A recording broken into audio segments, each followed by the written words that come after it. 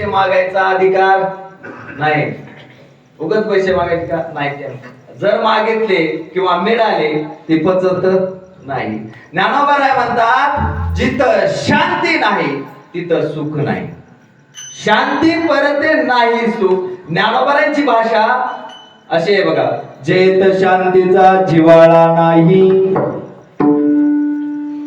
जेथ शांतीचा जिव्हाळा नाही, तेथ सुख विसरून नरगे काही. अहो चुकून सुद्धा जात नाही, विसरून सुद्धा जात नाही.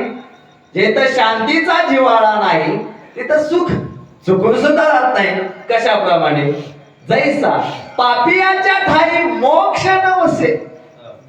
पापी माणसाच्या ठिकाणी जसा मोक्ष राहत नाही तसा ज्या ठिकाणी शांती नाही तिथं सुख नाही. मग शांती कशी येते? सत्कर्म केल्याने आणि काळाचा सदुपयोग केल्याने शांती येते. विठ्ठला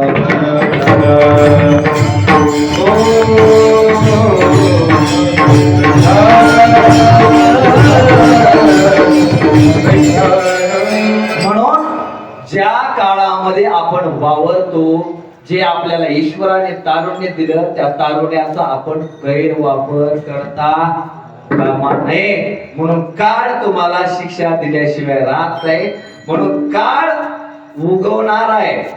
आता हे झालं लांबचे उदाहरण. आता बघा ज्या स्थितीला, ज्या काळामध्ये तरुण पिढी आहे, जे मुलं मुली कॉलेजला शिकतायत, त्या काळामध्ये अभ्यास करण्याच्या